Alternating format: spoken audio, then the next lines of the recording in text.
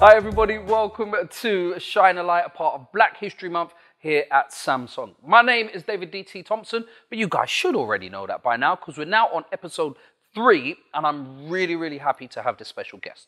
Not only because he's been around Samsung for a very good number of years, but he's been somebody that I've really looked up to from when he first came into the business, when I came into the business, and the conversations we used to have coming into Samsung. And now he's somebody that I look up to, even though I'm the older person, but he's still like a big brother to me. Ladies and gentlemen, please meet Ryan Forbes. What an intro. Thank you very much, DC. Thanks for having me. No, my pleasure, and thank you very much for joining us. And for those who don't know Ryan, you've been here for a number of years, right? Yeah. So you've been at Samsung, oh God, around about 10 years or so, was that? Just under that, nine and a half years. 9.5 years. Yeah. Tell us a bit about yourself, your role, where you've come from, and let's get to know Ryan. Yeah, sure. So my name is Ryan Forbes. And I guess I'll start maybe a little bit more about myself. So born in London, born and raised, specifically in a part of London called Lewisham. And I think it's just a place that I'll always call home because it's such a nice, diverse community. And I think to just explain for those who haven't been there, it's a place where there's so many different cultures. So I grew up with friends that were from the Caribbean, from Africa, from various parts of Europe, various parts of Asia. And it was lovely. Little things like going to your friend's house and it's like a world into somebody else's culture where it's their traditions, the way that they dress, the way that they cook, and obviously I love food, so I'd sort of make my way around different friends and stuff. But it's just a lovely part of London. I think that's in the core of me. Yeah. And I guess a little bit more about myself. I'm half Jamaican, half Nigerian. Oh, really? Wow. Yeah. Really? So I never knew that. All these years, I never knew that. Yeah, I don't know. I'll talk about it a bit more off camera, but once again, I think it is just the making of me. I don't have any sort of bias towards one side or the other. My dad was born in Jamaica in the 60s. Yeah. Came over in the 60s as well. My mum was born in the 60s, came over in the 70s. Yeah. And just a really nice upbringing with both parents that were, from dual heritage, sort of creating that household for me. That's where the good hair comes from, I can see. I don't know. The greys have started to poke through now, so I'm starting to creep up and show my age. Yeah. So you started at Samsung 9 years ago? Yeah. Tell us a bit about what you started as in your role, because I'll tell you a little bit of a story afterwards if you want to explain that. I joined Samsung from Dyson. So originally I worked in Dyson for about a year and I was a retail field manager. So that just basically meant I looked after all the stores in London. There was about 150 of them, building relationship with store managers, driving compliance, sales, driving market share. And the whole idea of the role is to basically make the region consistent across the UK. Yeah. I'll never forget the time when I got the phone call to say, actually, there's an opportunity at this company called Samsung, huge company at the time, obviously. Yeah. Just launched the S3 and they wanted to basically start their field team, which gave me a massive opportunity because I obviously then joined and was part of the original field team in IM, which meant that there were, I think, 8 different regions, 24 different regional managers and regional executives, which I was an executive reporting into a manager. Yeah. And similar KPIs again, it was just about driving sales, training, compliance, and really building that bond in stores. Yeah. And that's how I sort of made the transition from Dyson into Samsung. And you joined in June 2012? Yeah, so it was June 2012, just after S3, but just before Note 2, I think it was at the time. I'm going to tell you a bit of a story here. I want to see if you can remember this. So it was around about, around about August 2012. I was working for another company at the time, another manufacturer. And you came up to me and had a conversation. I don't think you remember it, but it always stuck in my brain because I used to sit there and we had this conversation for about 6 or 7 minutes. You was telling me about what you do and what your brand is and how we can really inspire people to come over to us as a manufacturer. And that actually inspired me to say, this is a brand I really want to work for because I have representation. I didn't know that. in yourself. So I remember the conversation very vividly because I started in September. So you was in June. Yeah.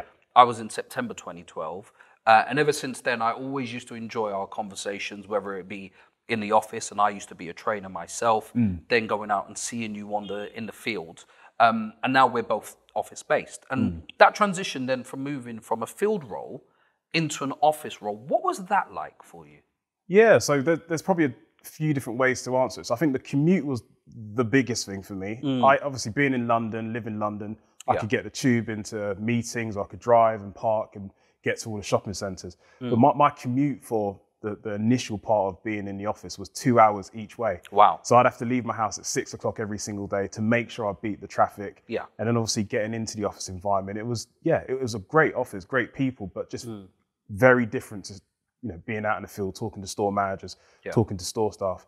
I guess I had a little bit of a glimpse of it working at Dyson because we'd frequently be in the office, but it's very different to being in the office every single day.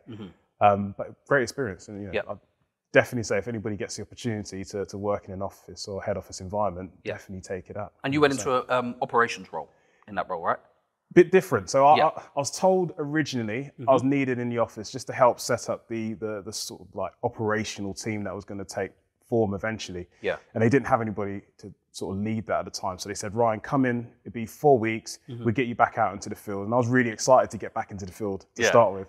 But that secondment ended up being, I think in total, 18 months. Oh, wow. And it was almost on a weekly, monthly basis. I'd approach our director and say, am I going back or am I staying? And I think it got to the halfway point where actually I admittedly probably didn't want to go back to the field and I really wanted to stay in the office. Okay. So it was a bit of a transition. Yeah. And so your new role that you're in now, you've been there for the last 2, maybe 3 years. And keep me honest here, NSO Lead is your job title, right? Yeah. Now, for those who don't know, I was going to say just another acronym. So what does that actually mean? Sorry. So what does that mean? So my title was NSO, which means new store opening. Yeah. But actually, we as a team, we look after more than just the new stores. So I think the easiest way to explain it for what I do, there's 2 parts of it. I look after property and I look after projects within the team. Yep. The property part specifically is about, the leases, the legals around it, how do we go about getting a new store? Yeah. The things that we put into a new lease, the renewals, even things like some of the, COVID clauses and stuff like that we look after. Yeah. But then the project side of things, that's the hands-on, the delivery side. Yeah. So we open stores, we relocate stores, we might have a refit or a refresh in a store, and that is basically the end-to-end. So if you put those 2 together, effectively as a team, we are, I guess, solely accountable and responsible for delivering the full package of delivering stores and maintaining the property estate. Okay. Now, speaking of COVID, you've gone from being field-based to then going into the office for the last for 18 months.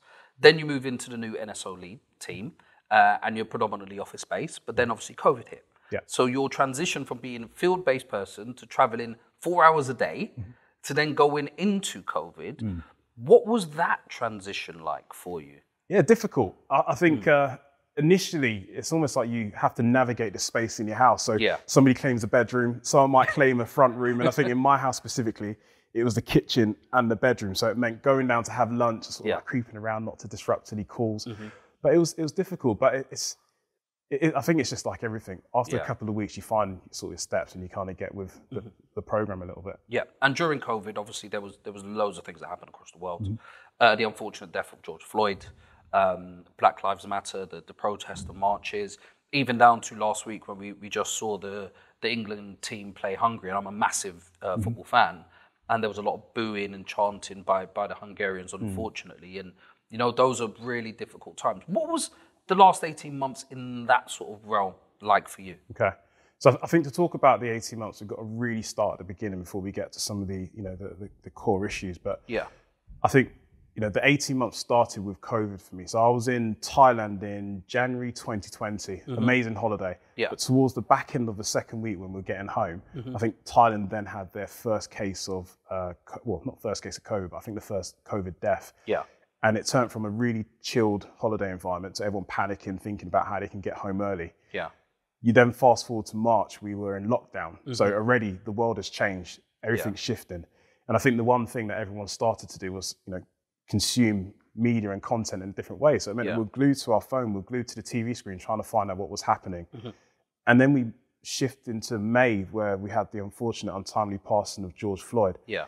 And that, with the combination of us being at home, loads of space in the sense of us just having nothing but social media in our own home environment, really for us put a lens on what unfortunately happened. And I think for me personally, it meant that we had loads of conversations within my circle of friends outside of work and family. We had loads of friends that we had conversations and sometimes challenging conversations. Everyone had a different view.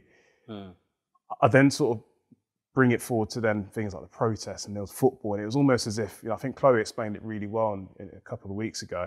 It was almost unavoidable. Sorry, it was everywhere.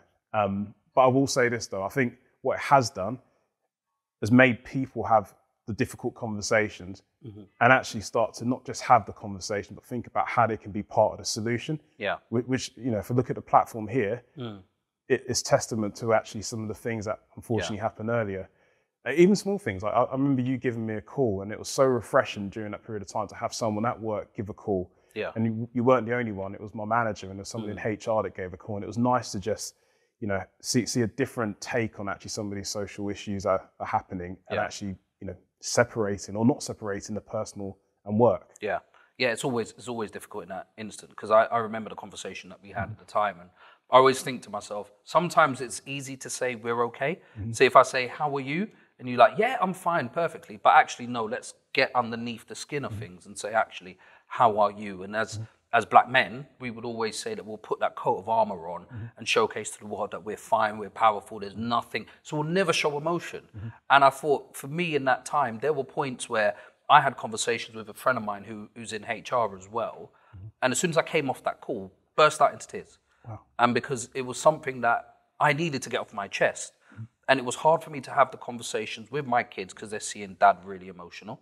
Hard for me to have the conversation with my wife because she's sitting there thinking, what can I do to help? And actually having the platform to talk and enable us more, it just, the emotions in me got to the best of me, and I just literally broke down, and I'll never forget that conversation. And it's one that actually, that really drove me to bring this platform together with Black Professionals and myself and Bakumi doing a lot of work behind the scenes on really elevating in voices.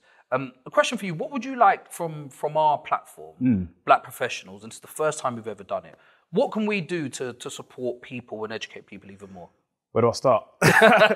So I think there's three main things that I think the platform will enable us to do. So I think the first thing is, I'm not taking the pun from the name, but shine a light. The fact that we will read a news article, there'll be stats thrown around about levels of unemployment within the ethnic minority group.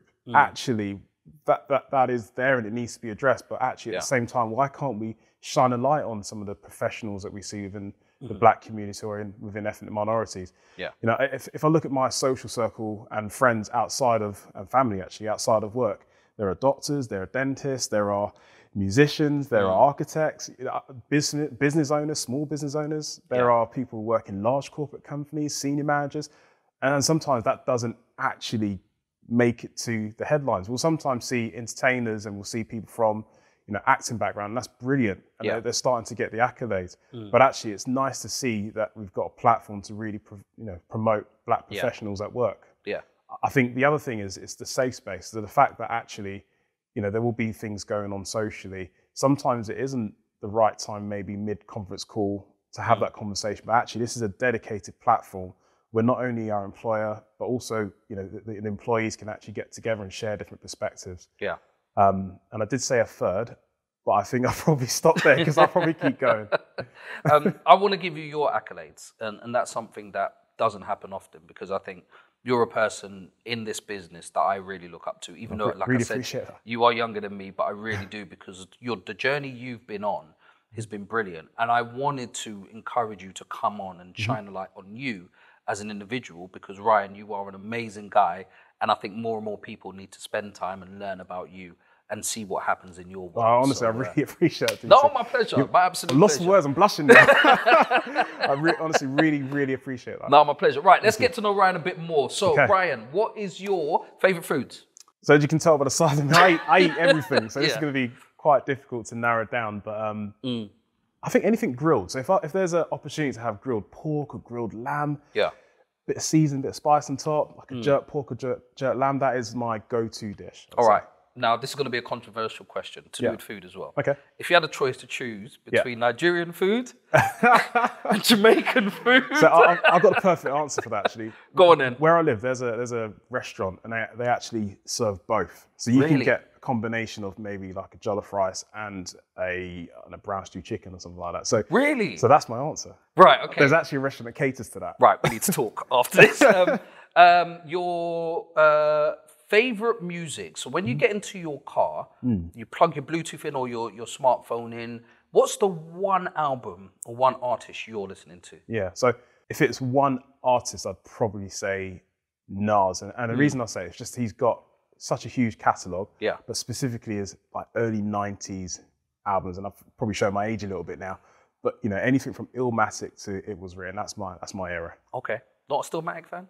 Stillmatic as well. Yeah. But the early work, that's that the beef with safest him and stuff for me. Jay-Z at the time, that was quite good. I don't want to see two greats guy, really. They should be together. Well, there was on a few albums. We can digress about music all day long. But That's what Ryan, the off takes. Thank you very, very much for joining us today. I really appreciate you coming on. Massive thank you to you. And massive thank you for you guys watching our Shine a Light episode 3. Stick around because next week will be the 4th and final episode of Shine a Light, where I will be joined by Bakumi or Thomas, who is my business partner on this project. And I'm really looking forward to the conversation we have there. I've been your host, David DT Thompson. This has been the impeccable Ryan Forbes. Thank you guys very much, and we'll see you guys soon.